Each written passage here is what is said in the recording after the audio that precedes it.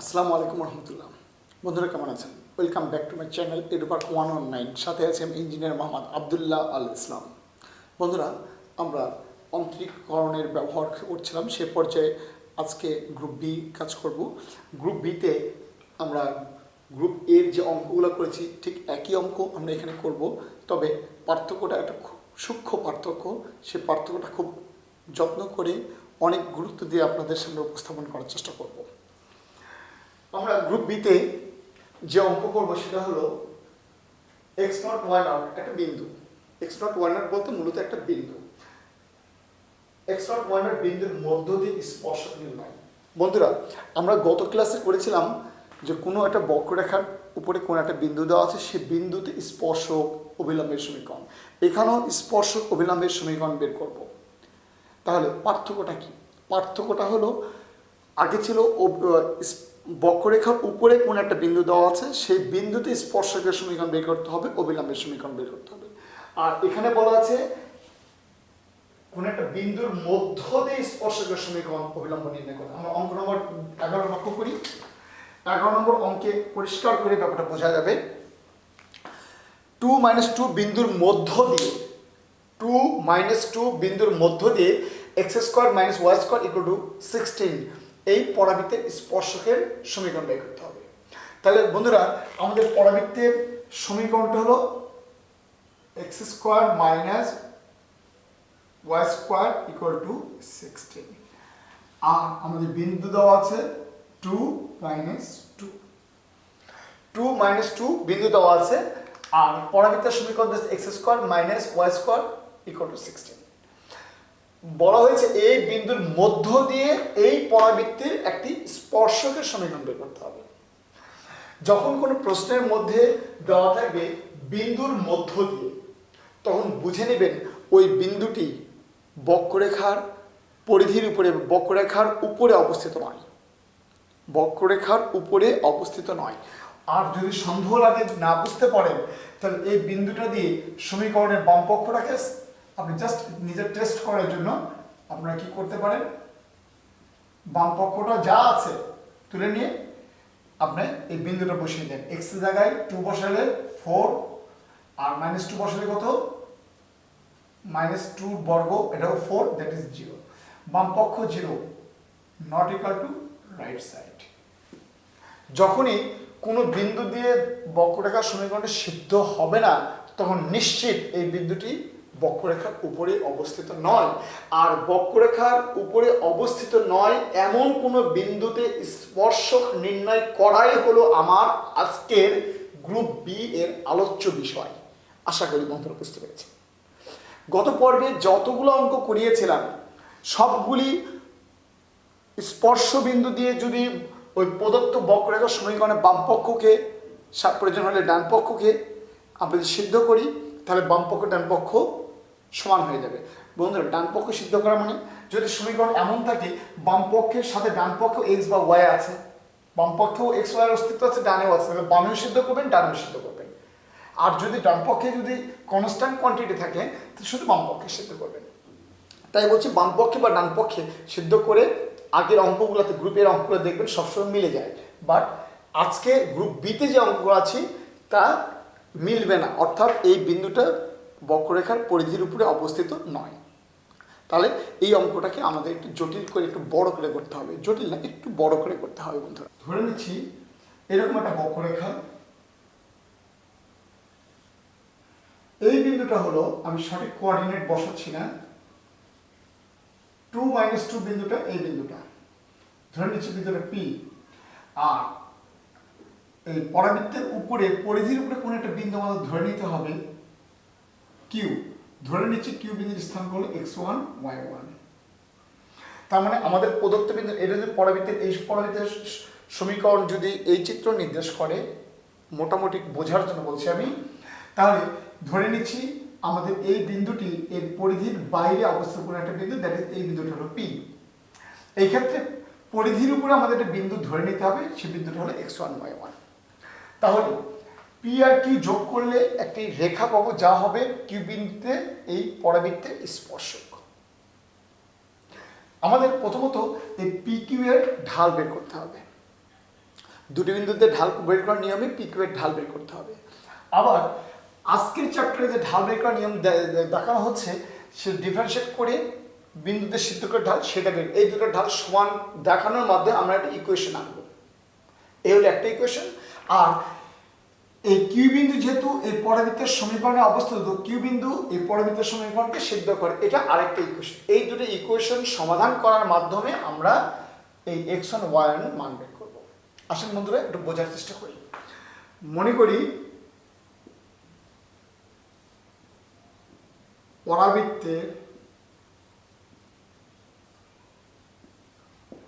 পরাবৃত্তের পরিধির উপরে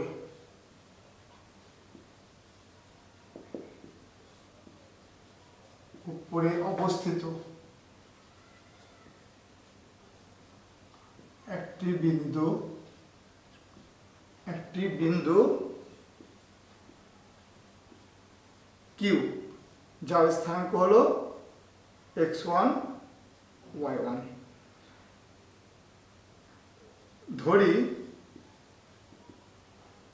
ধরি p হলো 2 - 2। ছবিতে একটু বোঝানো যাবে, ধরার খুব প্রয়োজন নেই। তাহলে পি কিউ নামে যে স্পর্শক, স্পর্শকের সমীকরণ কি? স্পর্শকের ঢাল কত হবে বন্ধুরা? স্পর্শকের ঢাল যদি বলি কোটিদের অন্তর বাই ভুজদের অন্তর, এখানে কোটিদের অন্তর কত? y1 - -2 that is 2, x1 - 2। আবার একটা ঢাল পেলাম, এখান থেকে ঢাল বের করব কি করে? আমরা এটাকে সমীকরণ দিয়ে দিচ্ছি 1 নং সমীকরণকে উভয় পক্ষে x এর সাপেক্ষে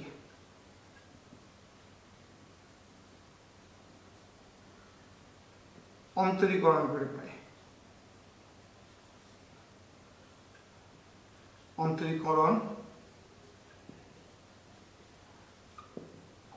কি পাচ্ছি বন্ধুরা? d dx x² - y² d dx 16, তার মানে twice x twice y y1 = 0, বা y1 কত বন্ধুরা? y1 মাইনাস মাইনাসের কাটা, y1 হলো মাইনাস মাইনাসের কাটা মানে x/y।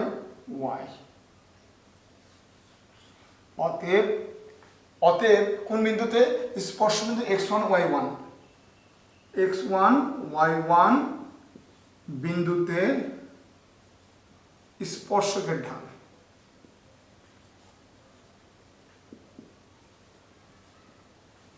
কত হবে বন্ধুরা? x1 y1। মনে রাখতে হবে এটাও হলো PQ স্পর্শকের ঢাল বিন্দুতে, এখানে PQ দিয়ে দিচ্ছি বোঝার জন্য। এটাও PQ স্পর্শকের ঢাল, এটাও PQ স্পর্শকের ঢাল। তাহলে এটাকে 2 দিলাম, এটাকে 3 দিলাম। 2 ও 3 হতে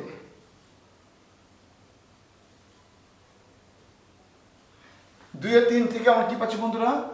y1 + 2 divided by x1 - 2 x1 y1। আমাদের টার্গেট হলো x1 y1 এর মান বের করা। মনে রাখতে হবে আননোন যেহেতু দুইটা x1 y1, আমি সমীকরণ লাগবে দুইটা। এই দুটো সমান দেখানোর মাধ্যমে একটা সমীকরণ পাবো, আর একটা সমীকরণ পরে বলছি। তাহলে এখান থেকে আমরা x1 বা y1 এর মান বের করে নেব। তাহলে গুণ করে দিচ্ছি বন্ধুরা, y1² + 2y1 = x1² - 2x1। আমরা যদি এই x1² আর y1² ওদিক পার করে দিই, আর এটাকে এদিক পার করে দিই 2x1 + 2y1, এটা একটা সমীকরণ লিখে দিলাম। যেহেতু বন্ধুরা আমি এটা মুছে দিচ্ছি, যেহেতু পি বিন্দুটি, পি মানে x1 y1 না, পি যেহেতু কিউ বিন্দুটি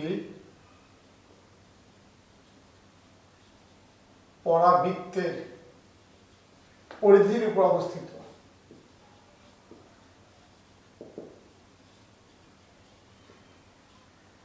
কোনো বিন্দু যদি কোনো রেখা বা কোনো বৃত্ত বা কোনো পরাবৃত্তের সমীকরণ পরিধির উপর অবস্থিত, তাহলে ওই বিন্দুটা ওই বৃত্ত, রেখা বা পরাবৃত্তের সমীকরণকে সিদ্ধ করে অবস্থিত।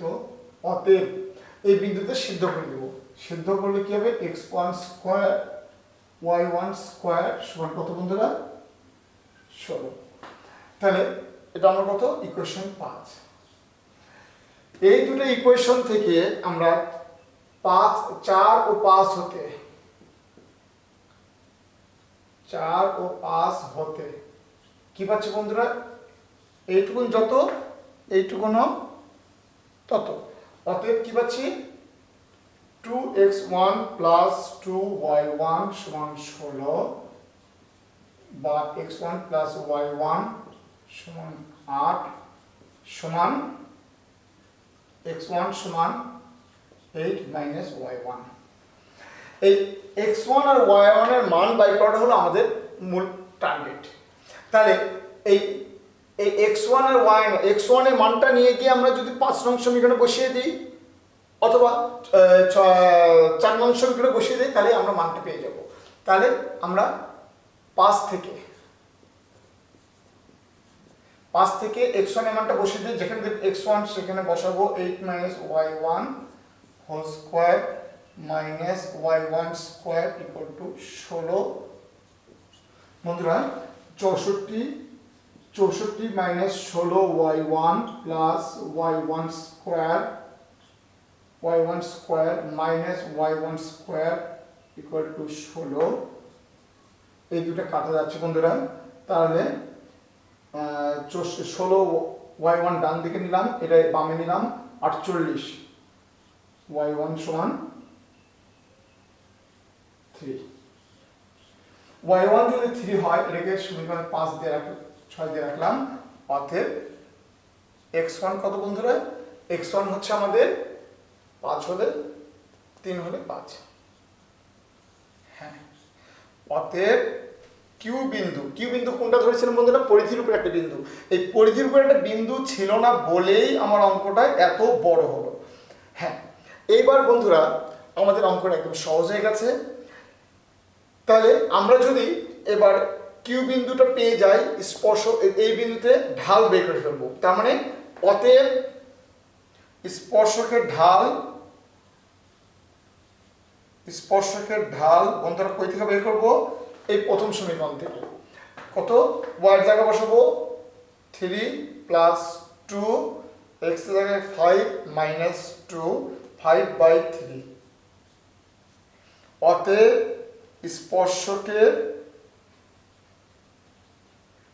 স্পর্শকের সমীকরণ হবে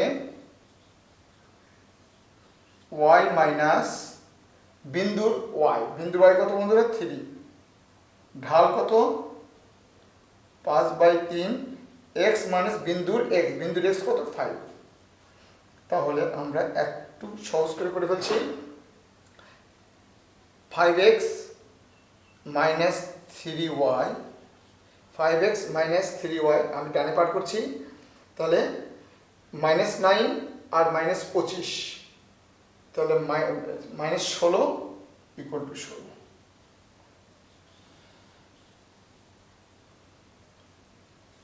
এটা হলো আমাদের আনসার। বন্ধুরা আমাদের এই পর্যন্ত অঙ্কটা আমাদের শুধুমাত্র করতে হয়েছে শুধুমাত্র প্রথম থেকে যে বিন্দুটা পরিধির বাইরে ছিল বলে, যা এই গ্রুপে কোনো অঙ্কের মধ্যে করতে হয়নি। আশা করি বুঝতে পেরেছেন বন্ধুরা। আমরা পরের যে অঙ্কটা আছে, এই অঙ্কটা একই অঙ্ক। দেখেন বন্ধুরা, 2 - 2 বিন্দুর মধ্য দিয়ে x² minus y² equal to 6, x² minus y² equal to 16 পরাবৃত্তি স্পর্শকের সমীকরণ আমাদের 5x minus 3y equal to 60। আচ্ছা, এই পরাবৃত্তের এখন একই অঙ্কে আমরা এবার অভিলম্বের সমীকরণ বের করবো বন্ধুরা। তাহলে অবিলম্বের সমীকরণ বের করতে গেলে আমাদেরকে কিন্তু বন্ধুরা এই পর্যন্ত করতেই হবে। আমাদের এই পর্যন্ত আমি 2 নম্বর অঙ্ক 12 নম্বর অঙ্ক করছি বন্ধুরা। 12 নম্বর অঙ্ক করলে আমাদের এখান থেকে শুরু করে আমাদের এই পর্যন্ত করতেই হবে, ঢাল পর্যন্ত করতেই হবে। ঢাল পর্যন্ত করার পরে এইখানে আমাদের লিখতে হবে অবিলম্বের ঢাল। অবিলম্বের ঢাল আমি ডাইরেক্ট করে দিচ্ছি বন্ধুরা, এটা উল্টা -3/5।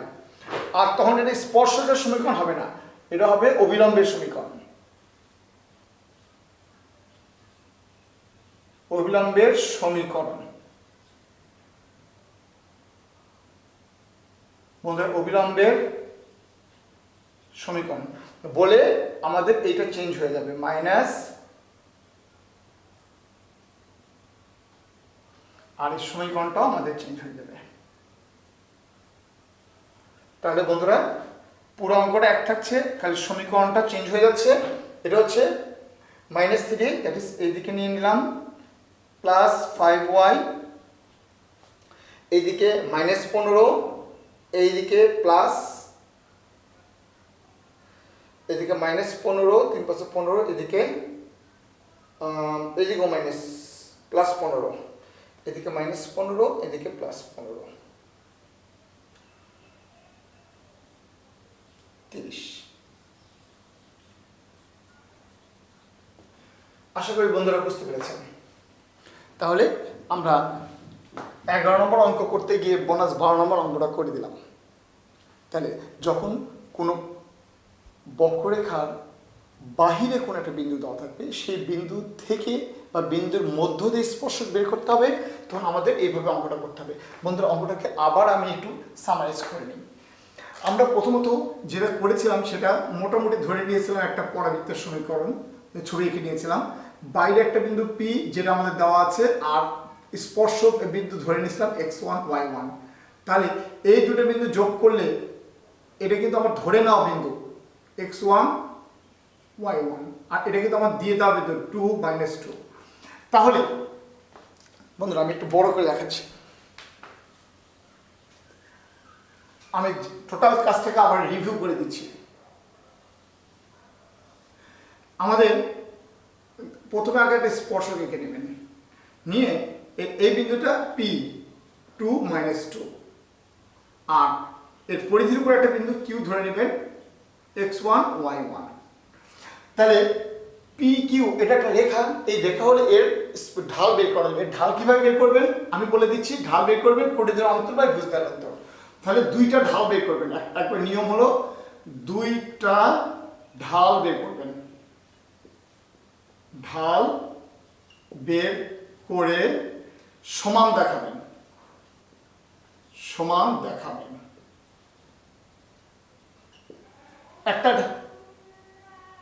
একটা ঢাল হলো পরিধির অন্তর বা ভুজদ্বারের অন্তর, এই যে এরকম করে। আরেকটা হলো বক্ররেখাকে ডিফারেন্সিয়েট করে স্পর্শ বিন্দুতে সিদ্ধ করে ঢাল বের করবেন। ডিফারেন্সিয়েট করে সিদ্ধ করে ঢাল বের করবেন।